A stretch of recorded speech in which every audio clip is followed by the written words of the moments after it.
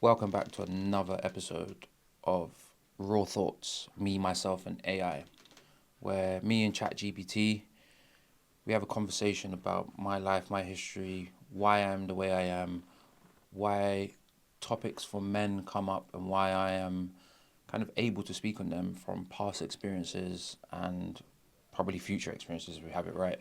So, episode 5, Damage Goods. Are we all broken beyond repair? Every man's afraid of being seen as damaged goods. We hide it under success, under strength, under silence. But the truth is, most of us are walking around with dents and cracks from the past. So the question isn't if we're damaged, it's whether that damage makes us unlovable or just more human. So I asked ChatGPT to give me kind of 5 topics on damaged goods. And the first topic is, who decides what damaged goods means?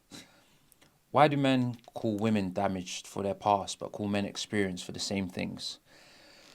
A lot of this is going to be based on societal norms and why we're comfortable making them normal. I'm It's kind of like what you, as men, create the societal norms. We've known that for many and many years. So we're just holding women to a standard that we would like in them, but we don't care what we want in men because most of the time it's made by straight men. So we let things go to paint us in a better light, but we need the women to be pure, so to speak, but we don't have to be. And that's where the correlation of that happens. But I don't agree with it. Why do we act like damaged is disqualification when reality is universal? Um, it is disqualification to a certain extent in terms of when you're damaged and unaware, you you do things that disqualify you from things, and you have behaviors and you act in a way that creates more problems and disqualifies you further, so to speak. And it is universal being damaged because no one is not damaged in a certain way. It's just how damaged you are beyond repair. Now, I believe I'm extremely damaged, but I'm like that broken vase, 1,000 pieces. But we used the 3D printer to put it back together, not with gold. We just used some type of gorilla glue, and got me back to being the same product, but with a lot more kind of defects to it. And it's the I'm done kind of not pretending that I'm not damaged, because I don't pretend I'm not damaged, but kind of making people more aware of from the start that you're kind of dealing with someone that is damaged. And if it's beyond repair, I'm not sure, but it's definitely to an extent where it's going to be difficult for you to like work with that vase. You'll fill up with water. There might be kind of like holes seeping out one side and like that. So it's that's how I view it. Why do we brand people as damaged to avoid admitting we're scared to love them as they are? Because you want people, and I'm probably speaking from a female's perspective, but my perspective of that female. And if they was to be loving me as I am, they'd not be getting the full me. So it's easier to deem me as damaged because you're kind of lessening the you're lowering your standard to justify being with that person. Because if you love them for how you are, you're accepting that they're not what you would have wanted in a partner, but what you are kind of compromising to have in a partner. For whatever boxes they tick, for whichever thing that you want, that's what you're getting from them. And like with me, I admit I'm damaged. I'd say my exes might say it now, but when they're in it, they wouldn't have said it. They'll just say, "Oh, I'm misunderstood," or you have issues that you need to work through. But damage is such a strong word in that sense that it's scary for people to brand someone in the moment, and it's scary for men to admit. Why do we judge others' damaged harsher than we face our own? I don't. I don't really say anyone's damaged. It's not for me to call someone else damaged. It's for me to look at myself internally, externally. Like, you've got to. You can't point your finger if your hands aren't clean. I'm not one for doing that. Like, make sure before you say X, Y, and Z about someone else that they can't say X, Y, and Z about you. Otherwise, what are you doing? You you have to be able to look at yourself on a deeper level than just in the mirror. And if you can do that and then work on it, then you'll still be damaged, but it'll be in a lesser state, and you'll be able to kind of move forward. I wouldn't say fully repair, but move forward. And that's key. Little stat, 61% of adults report at least one traumatic event in childhood. That means damaged is the majority, not the exception. This is what I'm saying. Everyone's damaged in their own way. You're dealing with damaged parents parenting you. You're dealing with damaged teachers teaching you. Damaged doctors helping you. Like, everyone has some form of damage. It's just how well they can cope with it. How damaged were they? What did that experience cause? Like, there's levels to it. Damaged love. Can broken people commit? Why do men with wounds call commitment a cage? Are we protecting freedom or protecting our trauma from being exposed? We're definitely protecting the trauma from being exposed. And can broken people commit? Yes, they can.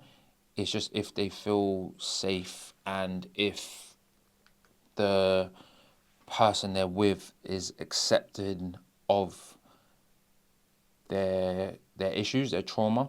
Now with me, I don't feel like I can be with anyone because I genuinely feel like I just continually hurt people, like females, just continually hurt females. And it's not on purpose. I'm not just out here just trying to hurt someone. And I just feel like my commitment level is so, or my lack of commitment is so deep rooted that it can't just change overnight.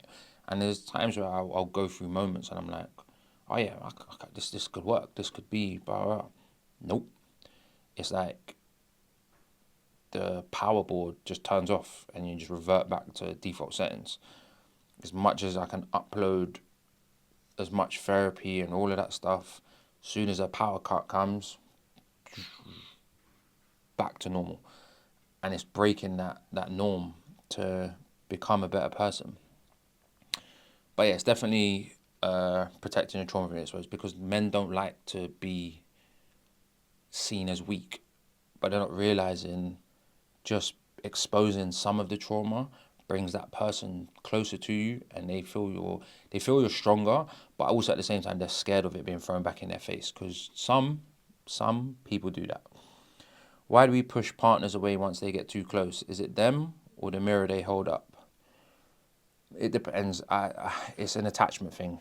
If you feel someone's getting too close, you're feeling suffocated, you're scared, then you need to work more on yourself. The mirror they hold up is a good thing. You need to be able to see yourself. You need to be able to look directly in that mirror and see who you are. Forget what you look like, just internally, what stands out and looks back at you in your head. You need to figure that out, and that person is probably good for you. You just don't know it, and by then it'll be too late. And those are the people you need around you. Why do damaged men sabotage stable love but chase unstable chaos? There's fun in the chaos. That's why.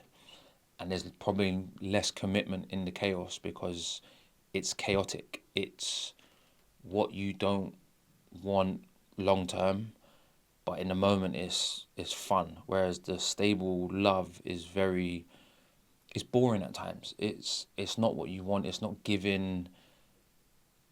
It's not spicy enough. It's whatever it is. It's just not giving what you want. So as a damaged man, you live in the chaos. You can thrive in the war,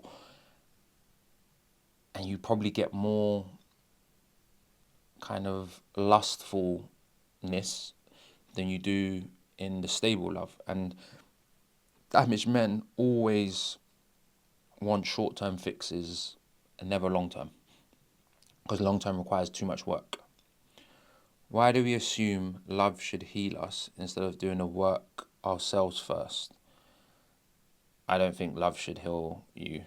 I feel having support will help heal you, but love shouldn't heal you. You should always do the work first.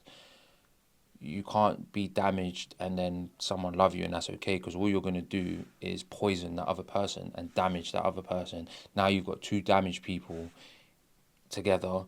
If they have a child together, two damaged people raising a child, now that child's damaged. The cycle continues, and then now that child has to have therapy. It's too much.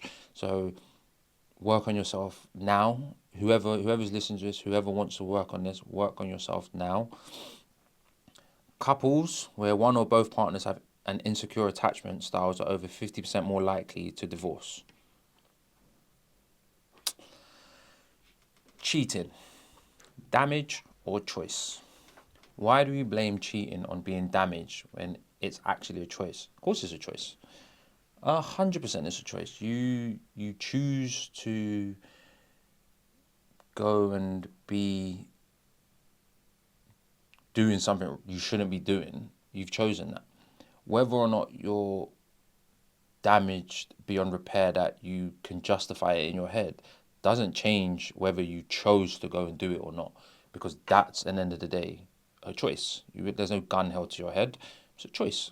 And even then, with a gun held to your head, it's still a choice. Why do damaged men cheat? Not out of lust, but out of fear of being seen too deeply.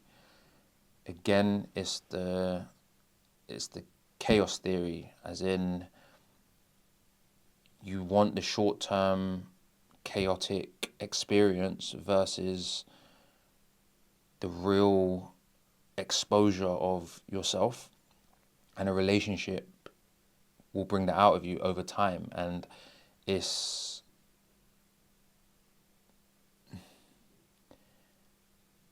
are you accepting of how damaged you think you are versus how damaged you actually are, to then how free you're willing to talk about how damaged you are to that person. Then that's how well you're seen. And sometimes people just don't like to see the truth about themselves. So it's easier to just move from person to person, so to speak. Why do we lie to protect someone's feelings when the truth is we're protecting ourselves from accountability?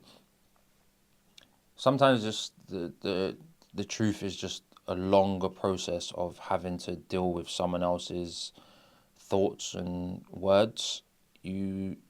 So that it's not necessarily you're not willing to take accountability, you're just not willing to face the noise, and if that noise is worth hearing, because you know what you've done. So the lie is more to ease the burden of the truth. Why is cheating the wound that turns one person's damage into two? Because you've broken trust.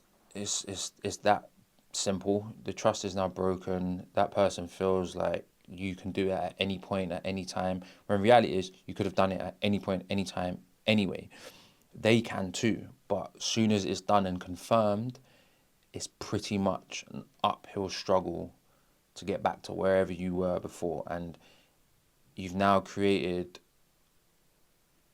an anxiety in that person. Every time you do something, don't answer your phone after a couple rings, and it's like you've now damaged that person in a way that they didn't think could be, and they didn't expect it from the relationship. And that's where I say, now those two people, if they stay together, work it out, end up having kids, It's just damaged people breed damaged people. It's bad. Little stat: 20% of men and 13% of women admit to cheating in relationships. Emotional wounds and unresolved trauma increase the risk of infidelity. Is damage just another word for human? No. You can make mistakes. You can do wrong. You can do right. But damaged is an after effect of an experience. Not everyone's level of damage is the same. And not everyone's level of experience is the same in whatever aspect of life it is. Why do we treat damaged as a defective when the reality is nobody makes it out of life untouched? Because again, it's the level. No one makes it through this life untouched, correct. But the level of damaged is what separates everyone else. I like, let's say, just use me as an example. I believe I'm damaged beyond repair mentally from having a pure relationship with someone right now. I don't believe I could do it because I'm that damaged internally that someone else who doesn't think they can have a relationship because they like being single isn't the same as me. So they've made it out of life not untouched, but I'm damaged. So I think it's levels. Why does a man's damage get reframed as character, but a woman gets called baggage? Again, back to the original point, it's men creating the societal norms. So I don't agree with this at all. I think both are the same. It's character building from both aspects, and it's baggage from both aspects as well. Why do we fear being broken when the cracks are often the only proof we survived? Everyone's got scars. Like, I've got one on my forehead. I've got some internally. Like, everyone's got scars, and it's just proof that it's just art that kind of, what's the word? It's art that shows that we had something going on. And being broken when the cracks aren't shown, because you can't show the cracks when you're broken. People can just see them. You can't show them, but people can see them. If you show the cracks but show you've been working on them, that's the beauty in it. That's the beauty in surviving. But if you show the cracks and you're just an arsehole, there's no beauty in that. There's no joy for anyone in that. Why not admit everyone is damaged, but not everyone takes responsibility for it? Not everyone's at the same kind of like place in their journey of where they're at with their level of acceptance of their life. I can admit I'm damaged in relationships. I can admit I'm damaged as a man. I can admit I'm damaged as a father. I can admit I'm damaged as a human. Like, I can admit all these things. Am I as damaged as everyone else? No, not necessarily. Am I more damaged in certain aspects? Yeah. But accepting it and taking responsibility for it are two different things. Because I accept it, but there's some things I won't take responsibility for because of the damage that was caused by others. I can take responsibility for the damage I've caused to others. And I think that's a big thing. Little stat: 70% of adults worldwide report experience at least one traumatic event in their lifetime. Damage isn't rare, denial is. Stop denying it. That's just the thing. Like, trauma comes in many forms.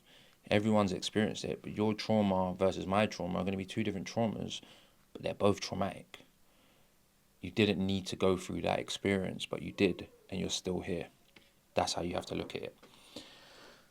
So, last little subtopic: broken beyond repair or just unhealed? Why do men call themselves broken instead of unhealed? Does brokenness sound easier than responsibility? Yeah, because unhealed means you have to go and do the healing. You kind of like broken just means it's broken, it's done, it's throw it away. Unhealed kind of suggests there's a process that can be fixed and that requires you to do it. So I can refer to myself in both states, but definitely there's some things I'm broken in and it's just broke, and there's some things I'm unhealed in. So it's just figuring out what's worth healing and what's not, because you can't heal everything, I believe. Why do we cling to the identity of damage? Because it explains failure or because it excuses it? No, I don't excuse anything I've done. Like, I've done some fucked up shit in my life, but it doesn't excuse it because I'm damaged. No, it barely even justifies it at all.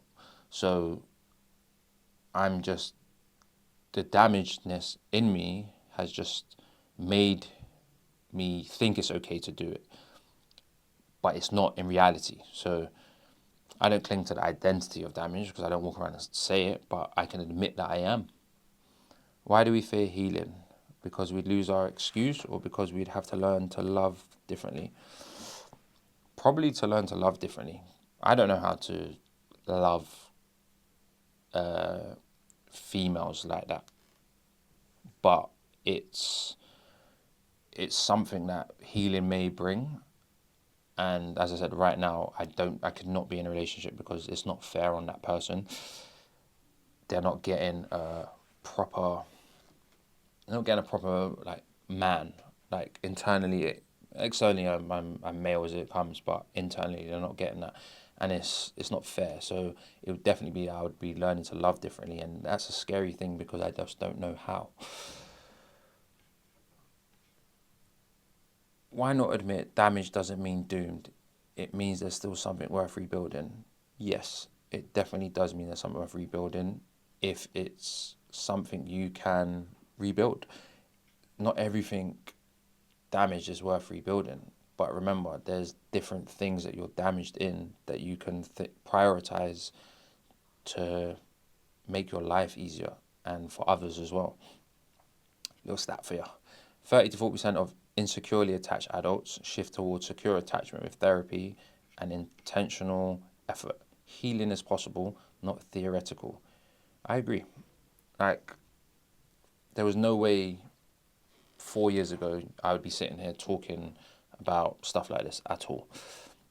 At all. But I can have this conversation with anybody, anywhere, anytime, because you now just have to start healing the best way you know how. And vocalizing it where it becomes normal is one step and one way.